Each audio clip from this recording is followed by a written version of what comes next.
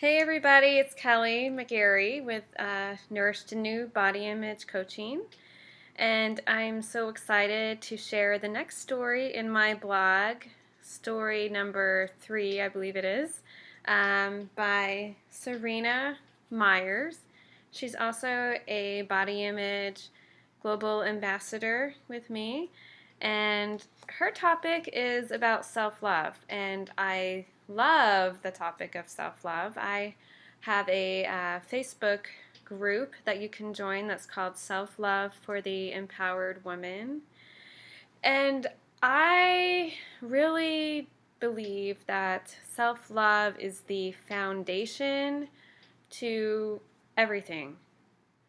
If we don't love who we are, I'm not talking about our appearance necessarily, but who we are at our deepest level, then we're not going to be happy no matter what we achieve. I mean, not that I advocate weight loss necessarily, but if we lose weight, but we don't lose the weight out of self-love, then what happens? We're not going to fully enjoy our new body because we're always going to find some flaw, something that we don't like about ourselves, right? It's like with these people who are obsessed with plastic surgery. I mean, I don't judge people who choose plastic surgery, but if you don't love yourself, then you're probably not going to be happy. No matter how skinny you are, no matter how flat your abs are, and you're not going to take care of yourself. Or if you do, you're going to find the latest fad diet that helps you lose weight in 30 days. Or you're going to go to the gym with the best of intentions, but you're going to beat yourself up every time. No pain, no gain. You know, I'm not going to stop running until I burn all these calories.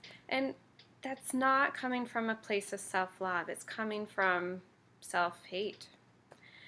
And if you operate your life out of this negative thinking all the time, out of I'm not worthy, I need to punish myself for such and such, I ate way too much food last night, I'm going to be good today, right? We say that to ourselves, and so I'm going to eat this salad even though I don't really enjoy it. That's not loving. That's not a happy, vibrant, peaceful life. And that's what we all attain for, isn't it?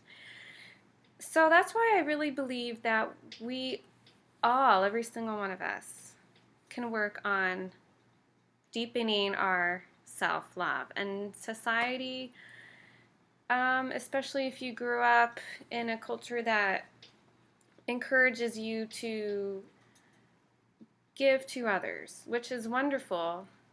But a lot of people see self-love as kind of like a selfish thing because they're worried that if you focus so much on loving yourself, then you're not going to think about helping others or showing compassion. But that's really backwards thinking, I believe, because how can we truly fill somebody else up with love if we ourselves are not filled up with love? I know Wayne Dyer has an analogy that was something about orange juice, and he was such a wonderful teacher. I know he just recently passed away, but he was really inspirational with his messages, and he talked about what comes out of an orange when you squeeze it. Orange juice, right? Well, what would come out of you if you squeeze yourself? Love or hate? And of course, we're always going to have bad days. We're always going to have negative thoughts, right? We're human. But we need to recognize once we start beating ourselves up and replace that with positive affirmations. So anyways, I could go on and on about self-love, but I am here to share Serena Myers' story. Her self-love journey. She also has a website, pamperedgoddess.com, so check that out. I'll share the link below, as well as some wonderful blog posts. So her journey. I was a kid of divorce and never really felt my dad's love. This caused me to seek out validation from basically every male who crossed my path. Dates, friends, teachers. I didn't even know I was doing it. I had zero boundaries, little self-respect, and I would get so hurt and so angry when I felt mistreated, but I also never asked for better. I didn't gain weight until my early 20s, but I think I was just insulating myself from the hurt and may have even been using it as a way to keep people away, or to test them and see if they could love me in spite of it. In 2007, I started noticing how negative and critical I was. Every thought was judging myself or others. I spent a year observing, and every time I'd catch myself doing it, I'd force myself to think of a kinder alternative. At that point, I was raising my teenage sister and really wanted to set a better example for her than our parents did.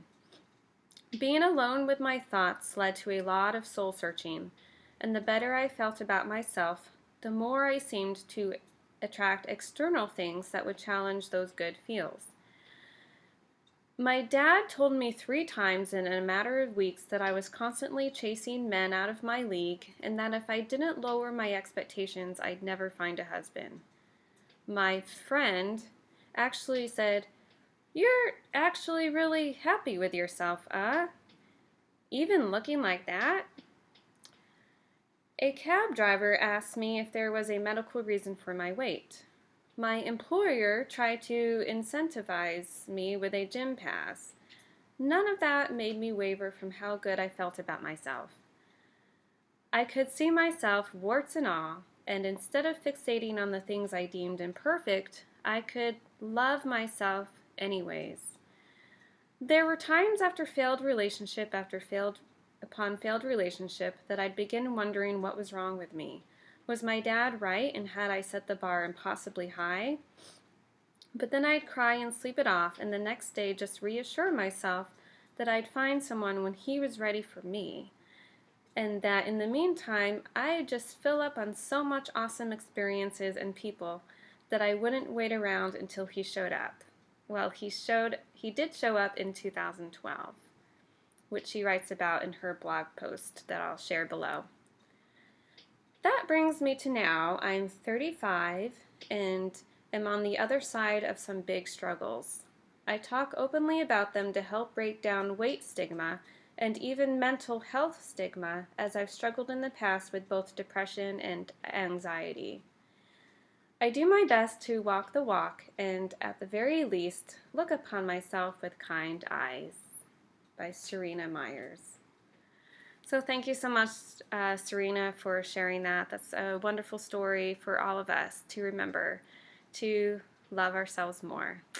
And I love you guys. Thank you so much for watching. Stay tuned for the next story. I'm really excited about that. Take care.